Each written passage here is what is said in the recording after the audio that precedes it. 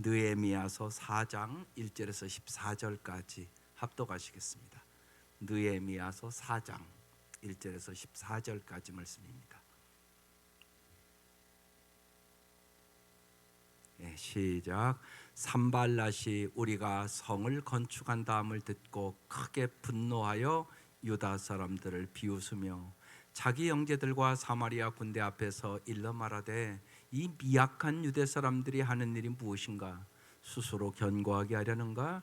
제사를 드리려는가? 하루의 일을 마치려는가? 불탄 돌을 흙무더기에서 다시 일으키려는가 하고 암몬 사람 도비아는 곁에 있다가 이르되 그들이 건축하는 돌 성벽은 여우가 올라가도 곧 무너지리라 하더라.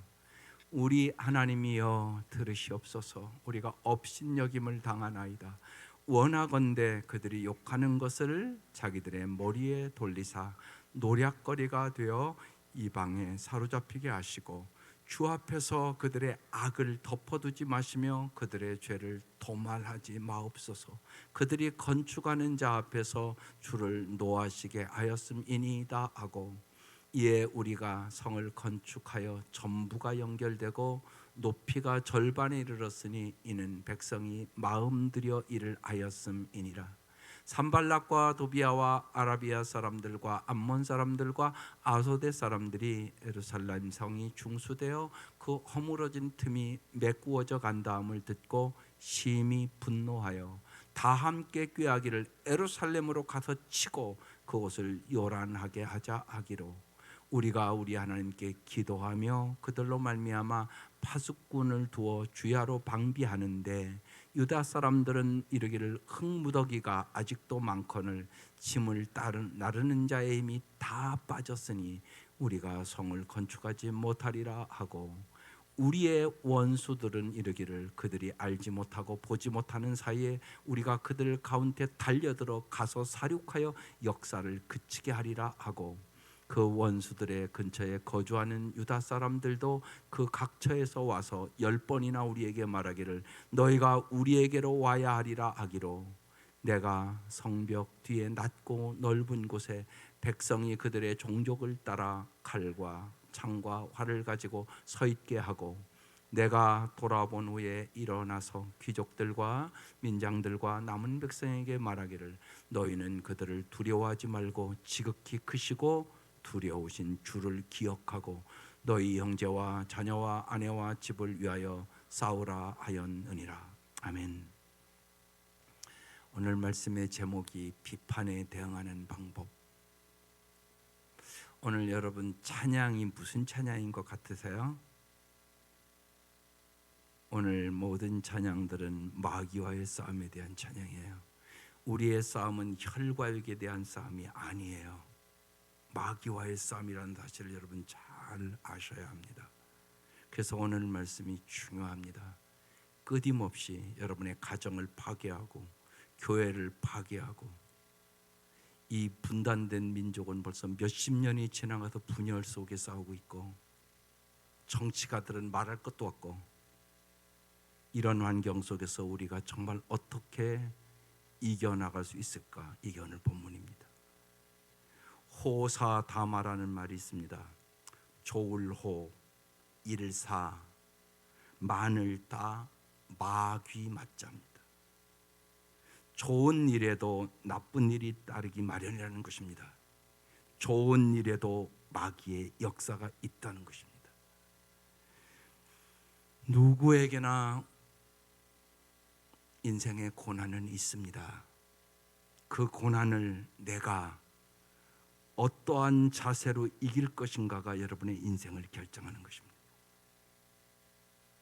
아주 뜻있는 일, 좋은 일, 귀한 일, 보람 있는 일을 하려고 해도 예기치 않은 반대에 부딪혀 낭망하게 됩니다. 느헤미야는 하나님의 허락을 받아서 백성들과 협력하여 성 건축의 일을 하는데 예기치 않은 큰 반대에 부딪힙니다. 느헤미야에게 어떤 방해들이 있었을까요? 그리고 느헤미야는 이 방해를 어떻게 이겼을까요? 여러분 말씀을 잘 따라올 수 있기를 바랍니다. 그래야 여러분의 인생 승리합니다. 첫 번째, 성을 쌓는 일이 파괴적인 비판을 당했습니다. 오늘 1절, 2절, 3절이 그 얘기입니다. 산발랏이 우리가 성을 건축한다함을 듣고 크게 분노하여 유다 사람을 비웃으며 말합니다. 자기 형제들과 사마리아 군대 앞에서 일러 말하되 이 미약한 유대 사람들이 하는 일이 무엇인가? 스스로 견고하게 하려는가? 제사를 드리려는가? 하루의 일을 마치려는가? 불탄 돌을 흙무더기에서 다시 일으키려는가? 저것들 하는 짓이 뭐야? 그러면서 이제 방해를 시작하는 것입니다. 암몬 사람 도비아는 곁에 있다가 이르되 그들이 건축하는 돌 성벽은 여우가 올라가도 무너져. 이렇게 비웃었습니다. 여러분, 언제나 우리가 어떤 일을 할 때 비판이 있을 수 있습니다. 그런데 비판에는 생산적인 비판과 파괴적인 비판이 있습니다. 특별히 여러분, 우리 한국 사람들은 격려하고 위로를 잘하기보다 비판을 잘합니다. 그래서 오늘 말씀이 중요한 말씀입니다. 이 말씀을 깨닫지 못하면 여러분 가정에서 문제가 발생하기 시작합니다. 부부간에도 서로 격려하고 용기를 주고 살아가는 부부보다 서로 비판하고 정죄하고 단점을 자꾸 지적하는 가정들이 훨씬 많습니다. 그래서 중요합니다. 생산적인 비판이란 무엇입니까? 생산적인 비판은 비판의 동기가 반드시 사랑해야 됩니다. 사랑하지 않으면 비판하지 마셔야 합니다. 비판의 목적이 긍정적으로 남을 돕기 위한 것입니다. 또한 올바른 수단과 방법 안에서 이루어지는 비판을 생산적인 비판이라고 얘기합니다. 그러면 파괴적인 비판은 뭡니까? 그릇된 동기에서 시작되는 비판입니다. 파괴적인 비판은 일단 그 마음속에 사랑이 없습니다. 부정적인 목적을 위한 비판입니다. 그리고 잘못된 방법으로 이루어지는 비판을 말합니다. 우리는 언제나 파괴적인 비판을 하지 않도록 정말 많이 기도하셔야 합니다. 가정을 위해서, 교회를 위해서, 국가와 민족을 위해서. 그래서 예수님은 파괴적인 비판을 하지 말라고 마태복음 7장에 써놓은 겁니다. 비판을 받지 아니하려거든 비판하지 말라. 너희가 비판하는 그 비판으로 너희가 비판을 받을 것이고 너희가 헤아리는 그 헤아림으로 너희가 헤아림을 받을 것이니라. 파괴적인 비판을 하는 사람들은 자기 주변에 항상 부정적이고 불평하고 원망하고 비판하는 사람을 모으기 마련입니다. 그래서 오늘 이 7절에 보면 보세요. 산발락과 도비아와 아라비아 사람들과 암몬 사람들과 아두도 사람들이 예루살렘 성이 중수되어 그 허물어진 틈이 메꾸어져 간다음을 듣고 심히 분노하여. 잘 협조해야 되는데 지금 심히 여기 분노한다고 써 있습니다. 이 단어가 무지하게 중요한 단어 중에 하나입니다. 언제나 마귀의 역사는 여러분 심리적으로 조장합니다. 그래서 불평하는 사람들은 불평하는 사람끼리, 원망하는 사람들은 원망하는 사람끼리 모이게 만듭니다.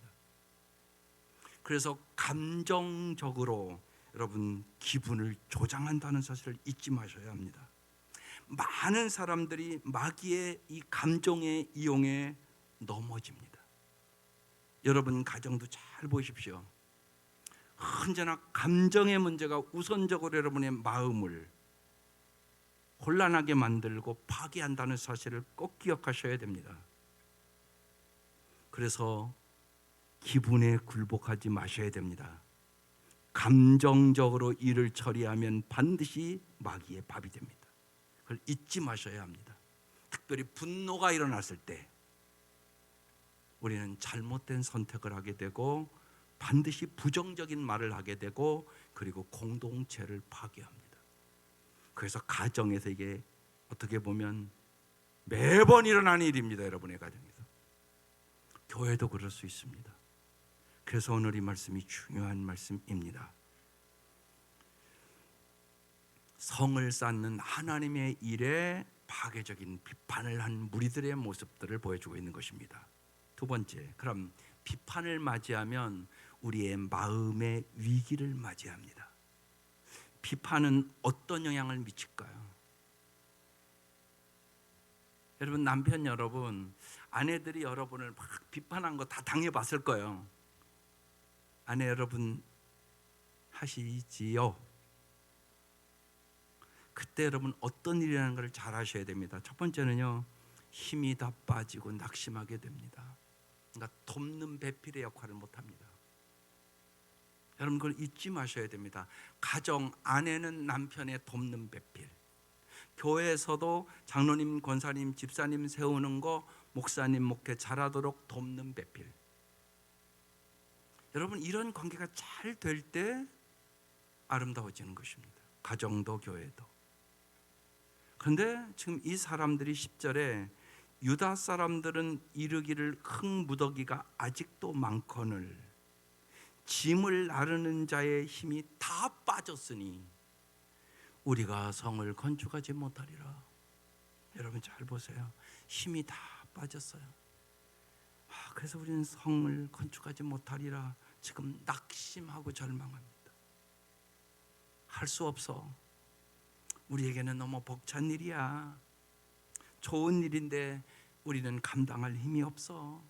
저들 말대로 여우가 올라가도 무너지겠어. 지금 그런 낙심을 하고 있는 것입니다. 여러분 날마다 어려운 인생을 살아가면서 서로 격려하며 용기를 주는 가정들 될 수 있기를 바랍니다. 요새 이제 우리 손녀는 6개월 됐습니다. 어제 영상에 우리 나엘이가 이제 일어나는 연습을 합니다. 침대를 붙들고 콱 넘어졌다가 일어나고 그럽니다. 그러면 그 엄마가 옆에서 뭐라고 그러겠습니까? 나엘아 할 수 있어. 우리 딸내미가 옆에서 나엘아 할 수 있어. 그러면요 걔가 또 붙들고 일어납니다. 여러분 그런 훈련을 통하여 오늘 여러분 이 자리에 걸어오신 것입니다. 날마다 할 수 있어. 하면 돼. 잘 해봐. 여러분 그렇게 격려하는 부부, 격려하는 교회, 격려하는 공동체를 만들 수 있기를 주의 이름으로 축원합니다. 마귀의 전력은 언제나 힘 빼기 작전입니다. 마귀의 최고 무기는 낙심입니다. 그래서 마귀 두목이 이렇게 말한다고 합니다. 나는 이 무기로 간단히 사람 사로잡을 수 있어. 이 무기 때문에 하나님의 백성이 얼마나 타락하는지 아냐? 그 무기는 낙심이야. 힘이 빠지고 낙심하는 배후에는 반드시 여러분 마귀가 있음을 기억하셔야 합니다. 오늘 여러분의 가정이 낙심에 빠져 있습니까? 부부간의 힘이 빠져 있습니까? 마귀의 역사가 있음을 믿고 여러분 기도하며 승리하시기를 바랍니다. 마귀는 우리를 낙심하게 만들고 우리의 자존심을 꼭 건듭니다. 그래서 여러분 자존심을 죽이는 것이 신앙생활이에요. 그게 갈라디아서 2장 20절 말씀입니다. 내가 그도와 함께 십자가에 못 박혔나니 그런즉 이제는 내가 산 것이 아니요 오직 내 안에 그도께서 사신 것이라. 나는 죽고 예수로 사람으로 승리할 수 있기를 주의 이름으로 축원합니다. 하나님은 언제나 우리에게 새 힘을 주시는 분이십니다. 여러분 왜 낙심이 없겠습니까? 인생을 살아가면서. 저도 낙심될 때가 많습니다. 특별히 가정교회 한다고 벌써 7년 차 이제 우리가 넘어갔잖아요. 참 낙심되는 날들이 많았습니다. 그때마다 저는 이사야서 40장 28절 이하의 말씀을 붙들고 기도합니다. 같이 읽어보겠습니다. 참 힘이 되는 말씀입니다. 시작. 너는 알지 못하였느냐 듣지 못하였느냐 영원하신 하나님 여호와 땅끝까지 창조하시는 이는 피곤하지 않으시며 곤비하지 않으시며 명철이 한이 없으시며 피곤한 자에게는 능력을 주시며 무능한 자에게는 힘을 더하시나니 소년이라도 피곤하며 곤비하며 장정이라도 넘어지며 쓰러지되 오직 여호와를 앙망하는 자는 새 힘을 얻으리니 독수리 날개치며 올라갔을 것이요 다른 박자를 하여도 곤비하지 아니하겠고 걸어가도 피곤하지 아니하리라. 날마다 이 말씀이 여러분의 말씀 될 수 있기를 주의 이름으로 축원합니다. 이 말씀 붙잡고 승리하는 것이에요. 하나님은 날마다 낭망치 않도록 새 힘을 주시는 분이다. 하나님은 언제나 우리를 위로해 주시는 분이세요. 히브리서 12장 3절에 써놨습니다. 이 말씀도 같이 읽어볼게요. 시작. 너희가 피곤하여 낙심하지 않기 위하여 죄인들이 이같이 자기에게 거역한 일을 참으신 일을 생각하라. 예수님은 누구보다 이 땅 위에서 많은 비방과 조롱을 받으며 낙심할 수밖에 없는 환경 속에 거하셨잖아요. 이러한 예수님을 우리가 언제나 생각하며 주님을 의지하며 낙심에서 빠져나와야 하는 것이에요. 그래서 정말로 오늘 이 사회를 살아가면서 여러분뿐만 아니라 여러분 자녀들에게 무엇보다 필요한 것이 위로부터 나오는 지혜예요. 정말 이게 날마다 핸드폰 중독이 다 돼 있잖아요. 지금 봐야 될 것과 안 봐야 될 것을 구분도 못하고 보고 있어요. 여러분 자녀들이. 이거 여러분 어떻게 막을 거냐고. 그래서 오늘 주보하면 중요한 글을 쓴 거예요. 언제나 하나님을 바라보시기를 바랍니다. 하나님의 음성을 들으시기를 바랍니다. 하나님을 사랑하시기를 바랍니다. 그 세 가지 가지고 기도하세요. 그러면 하나님의 지혜가 임함으로 승리하게 될 것입니다. 비판을 당하면 힘이 빠지고 낙심합니다. 또 하나, 비판을 당하면 두려움이 오게 되어 있습니다. 11절에 우리의 원수들은 이르기를 그들이 알지 못하고 보지 못하는 사이에 우리가 그들 가운데 달려들어가서 사륙하여 역사를 그치게 하자, 이렇게 말합니다. 그러니까 백성들이 두려움에 사로잡히게 되는 것입니다. 그때 느헤미야가 이 백성들을 격려합니다. 그게 14절입니다. 내가 돌아본 후에 일어나서 귀족들과 민장들과 남은 백성에게 말하기를 너희는 그들을 두려워하지 말고 지극히 크시고 두려우신 주를 기억하고 너희 형제와 자매와 자녀와 아내와 집을 위하여 싸우라 하였느니라.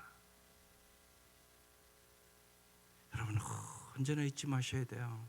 마귀는 여러분에게 두려움을 줍니다. 그러나 하나님은 우리에게 두려움을 주시는 분이 아니올시다. 그래서 디모데후서 1장 7절의 말씀을 암송하셔야 합니다. 같이 읽겠습니다. 시작. 하나님이 우리에게 주신 것은 두려워하는 마음이 아니요 오직 능력과 사랑과 절제하는 마음입니다. 이게 하나님이 주시는 마음이에요. 여러분 마음을 지키셔야 돼요. 마음이 무너지면 그 인생은 끝나요. 여러분 잊지 마시라고요. 많은 가정이 왜 파괴되고 어지러워지고 하나님 주시는 복을 못 받냐? 능력과 사랑과 절제하는 마음을 받지 못하면 우리는 이길 수 없어요. 마귀를. 두려움은 마귀에서 옵니다. 하나님은 언제나 우리에게 능력과 사랑과 절제하는 마음을 주십니다. 사람들이 얼마나 두려워하고 사는지 이사야서 41장 10절에 써 있습니다. 두려워하지 말라. 내가 너와 함께함이니라. 나는 내 하나님이 됨이니라. 놀라지 말라. 내가 너를 참으로 도와주리라. 내가 너를 참으로 붙들어 주리라. 수많은 사람들이, 여러분 의사가 암만 걸렸다고 해도 얼마나 우리의 마음이 무너지는 줄 아십니까? 저는 많은 성도들 만나지 않습니까? 목사님, 의사가 암일지 모른다고 하는데 가슴이 덜컥.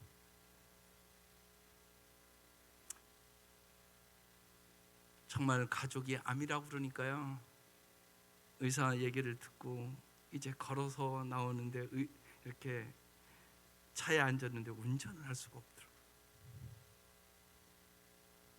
힘이 꽉 빠지고요. 너무나 당황이 돼서 운전을 할 수가 없더라고요. 그래서 3, 40분인가 그냥 앉아 있었어요. 어떻게 할 수가 없더라고요. 너무나 당황이 돼서. 사람이 그렇대요. 그래서 주님께서 우리에게는 끊임없이 성경에 365번 두려워하지 말라고 써 있다고 말씀합니다. 우리 인생에 두려움이 있습니다. 잠언 18장 14절 말씀에 사람의 심령은 그의 병을 능히 이기려니와 심령이 상하면 그것을 누가 일으키겠느냐. 여러분, 속사람이 강건해야 인생의 역경과 고난을 이길 수 있음을 믿을 수 있기를 바랍니다. 우리는 누구나 연약하기에 파괴적인 비판과 조롱과 비웃음의 대상이 될 때 무력해지고 낙심하게 되고 두려움의 포로가 되기 쉽습니다. 이게 모든 인생의 모습입니다. 따라서 오늘 말씀의 핵심입니다. 세 번째, 비판에 대응하는 방법을 정확하게 알고 있으셔야 됩니다. 오늘 세 가지 얘기합니다. 첫 번째, 기도해야 합니다. 여러분, 우리가 어제로서 다니엘서를 다 마쳤습니다. 정말로 다니엘처럼 기도하는 부모와 자녀들이 될 수 있기를 주의 이름으로 축원합니다. 최고의 전략은 기도다. 그걸 진짜 믿을 수 있기를 바랍니다.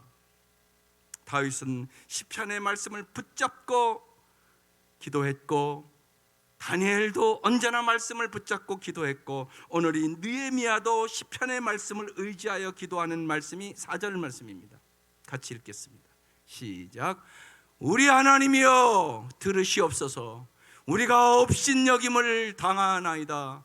원하건대 그들이 욕하는 것을 자기들의 머리에 돌리사 노력거리가 되어 이방에 사로잡히게 하옵소서. 그렇게 기도합니다. 우리에게 누구나 인생을 살아가면서 염려도 근심도 비판도 당하게 돼 있습니다. 그때마다 여러분, 빌립보서 여러분이 잘 아는 말씀 4절, 6, 7절 말씀을 꼭 부여잡고 기도하시기를 바랍니다. 마음에 새기겠습니다. 같이 시작. 아무것도 염려하지 말고 다만 모든 일에 기도와 간구로 너희 구할 것을 감사함으로 하나님께 아뢰라. 그리하면 모든 지각에 뛰어난 하나님의 평강이 그도 예수 안에서 너의 마음과 생각을 지키시리라. 하나님의 은혜로 여러분의 마음과 생각이 언제나 지켜질 수 있기를 바랍니다. 마귀의 괴계를 물리칠 수 있기를 바랍니다. 그래야 승리하는 것입니다. 여러분은 어려운 일을 당할 때 어떻게 하십니까? 모든 문제 해결자인 주님 앞에 나와 여러분 꼭 기도로 해결하는 법을 배울 수 있기를 바랍니다. 그래서 기도의 성자 조지 뮬러는 우리에게 이렇게 증거해 줍니다. 무릎으로 인생의 싸움을 싸우는 것을 배우지 못한 사람은 아직도 기독교 신앙의 ABC를 모르는 사람입니다. 특별히 여러분 사업하시는 분들은 동으로 가야 되냐, 서로 가야 되냐, 이 장소에서 해야 되냐, 저 장소로 해야 되냐, 목사님 기도해 주십시오. 그런 기도 부탁을 제가 많이 받습니다. 그런데 여러분, 장소가 중요한 것이 아니올시다. 하나님이 함께 하느냐가 중요합니다. 성경을 언제나 잘 보세요. 하나님이 함께 하시면 승리합니다. 그래서 하나님이 함께 하심을 내가 뚜렷하게 경험하기 위해서는 우리에게 다니엘과 같은 기도가 필요한 것입니다. 여러분, 많이 기도하면서 사업할 수 있기를 주의 이름으로 축원합니다. 두 번째는 기도하며 현 상황에서 최선을 다해야 합니다. 느헤미야가 어떻게 하는가 9절에 써 있습니다. 우리가 우리 하나님께 기도하며, 일단 기도가 중요합니다. 그들로 말미암아 파수꾼을 두어 주야로 방비하는데, 우리는 늘 하나님이 하시는 일과 인간이 해야 할 일을 구분할 수 있는 분별력을 가져야 되는 겁니다. 13절에도 내가 성벽 뒤에 낮고 넓은 곳에 백성이 그들의 종족을 따라 칼과 창과 활을 가지고 서 있게 했다고 말씀합니다. 17절엔 조금 더 자세히 얘기합니다. 성을 건축하는 자와 짐을 나르는 자는 다 각각 한 손으로는 일을 하고 한 손에는 병기를 잡았다는 것입니다. 언제나 잊지 마셔야 합니다.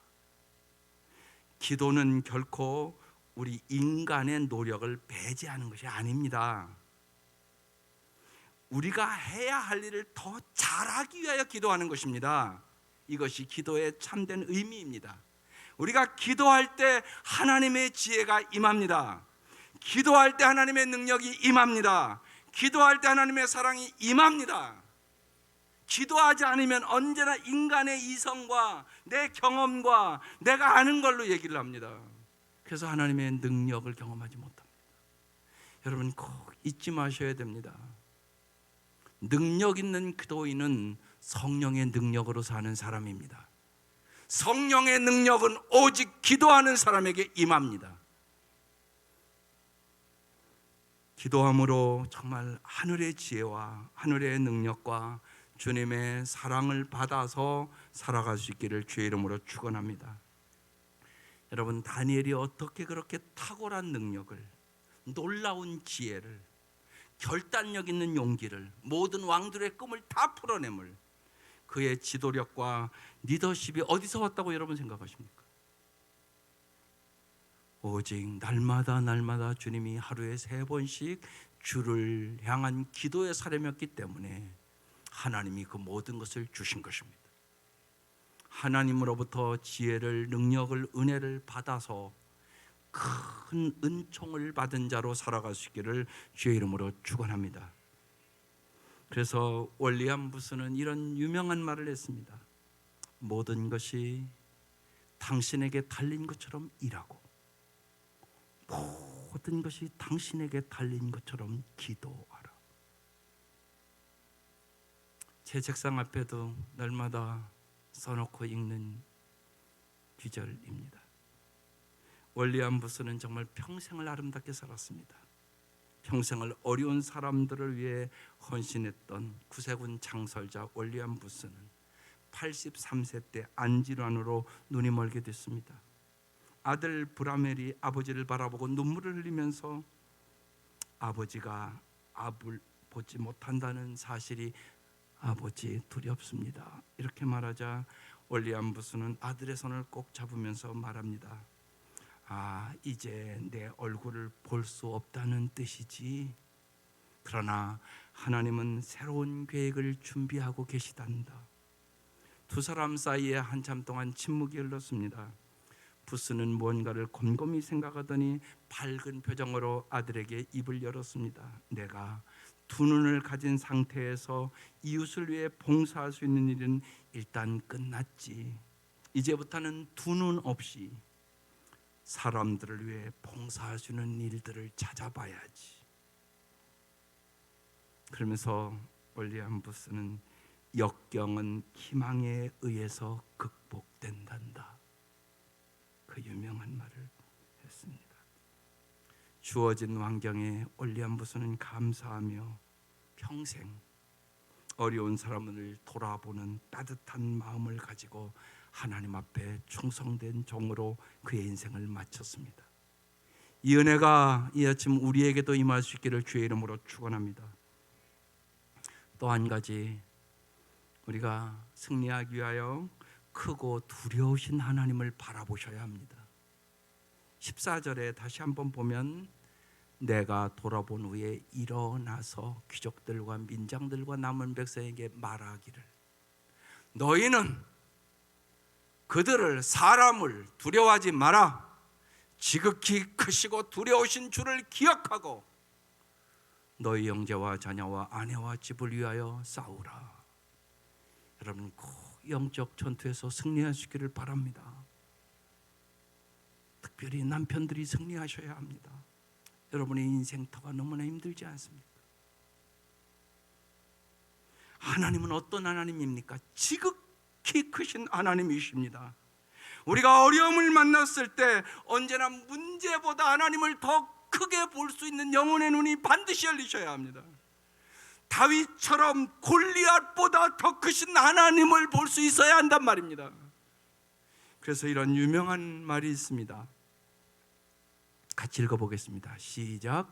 불신앙은 문제를 극대화시키지만 신앙은 주님을 더 크게 보이게 합니다. 이게 여러분의 신앙이 되셔야 합니다. 인생의 문제는 반드시 있습니다. 문제가 없는 가정이 어디 있으며, 문제가 없는 교회가 어디 있으며, 문제가 없는 나라가 어디 있습니까? 그때 크신 하나님이 보셔야 한단 말입니다. 이스라엘 백성이 가나안 땅에 들어가기 전 12명의 정탐꾼을 보내어 그들의 보고를 받습니다. 여러분 잘 아는 얘기입니다. 그런데 10명의 의견과 2명의 의견이 확 다릅니다. 10명이 이렇게 말합니다. 민수기 13장 말씀입니다. 이스라엘 자손 앞에서 그 정탐한 땅을 악평하여 이르되 우리가 두루다니며 정탐한 땅은 그 거주민을 삼키는 땅이요 거기서 본 모든 백성은 신장이 장대한 자들이며, 그 다음에요, 거기서 네필인 후손인 아낙 자손의 거인들을 보았나니 우리는 스스로 보기에도 메뚜기 같으니 그들이 보기에도 그와 같을 것이니라. 여러분 생각해 보세요. 이런 생각 가지고 이길 수 있겠습니까? 그런데 갈렙과 여호수아는 다릅니다. 민수기 14장 이렇게 말합니다. 이건 같이 읽어볼게요. 시작. 여호와께서 우리를 기뻐하시면 우리를 그 땅으로 인도하여 들이시고 그 땅을 우리에게 주시리라. 이는 과연 젖과 꿀이는 땅이니라. 다만 여호와를 거역하지는 말라. 또 그의 백성을 두려워하지 말라. 그들은 우리의 먹이라. 옛날 성경은 우리의 밥이라, 그런 뜻입니다. 그들의 보호자는 그들에게서 떠났고 여호와는 우리와 함께 하시느니라. 그들을 두려워하지 말라. 이 고백이 여러분의 고백 될 수 있기를 바랍니다. 오늘 이 말씀으로 무장하여 이길 수 있는 것이에요. 우리는 인간의 관점으로 보고 사십니까? 그렇지 않으면 하나님의 관점으로 지금 보고 사십니까? 창세기 18장 14절에 이런 말씀이 있습니다. 여호와께 능하지 못할 일이 있겠느냐? 기한이 이를 때 내가 내게로 돌아오리니 사라에게 아들이 있으리라. 아브라함 100세, 사라 90세, 애 낳을 수 있습니까? 없습니까? 그때 하나님이 주신 말씀입니다. 하나님이 함께 하시면 불가능이 없느니라. 크신 하나님을 신뢰하고 어떠한 상황 속에서도 크신 하나님을 바라보고 하나님의 음성을 들으며 하나님을 진실로 사랑할 수 있기를 바랍니다. 우리가 두려워해야 할 대상은 오직 하나님뿐이십니다. 우리가 하나님을 두려워하지 않고 환경을 두려워하고 사람을 두려워하면 반드시 올무에 걸리게 되고 세상을 이길 수가 없습니다. 느헤미야의 메시지를 듣고 이스라엘 백성들은 크게 하나님을 바라보고 용기를 얻어 승리의 발걸음을 다시 옮깁니다. 그게 15절 16절 말씀입니다. 우리의 대적이 우리가 그들의 의도를 눈치챘다 함을 들으니라. 하나님이 그들의 꾀를 패하셨으므로 우리가 다 성에 돌아와서 각각 일하였는데 그때로부터 내수와 사람들의 절반은 일하고 절반은 갑옷을 입고 창과 방패와 활을 가졌고 민장은 유다 온 족속 뒤에 있었으며 이 용기를 가지고 52일 만에 예루살렘 성을 건축합니다. 하나님의 기적적인 역사가 일어났다는 얘기입니다. 사랑하는 성도 여러분, 오늘 이 아침 당신의 문제는 뭡니까? 파괴적인 비판을 당하고 힘이 빠지고 낙심이 되고 두려우십니까? 오늘 주님은 여러분에게 뚜렷한 음성을 들려주시는 것입니다. 기도해라. 크고 두려우신 하나님을 바라봐라. 비판과 낙심과 두려움을 극복하고 하나님이 크신 능력으로 승리할 수 있느니라. 하나님이 이 음성을 우리에게 들려주시는 것입니다. 정말로 이 음성을 믿고 여러분 기도하시면서 승리를 주시는 주님과 함께 이 대강절을 시작하시고 이 한 해를 잘 마치시고 새해를 충만한 은혜로 준비하는 우리 성도들 될 수 있기를 주의 이름으로 축원합니다. 기도하십시다.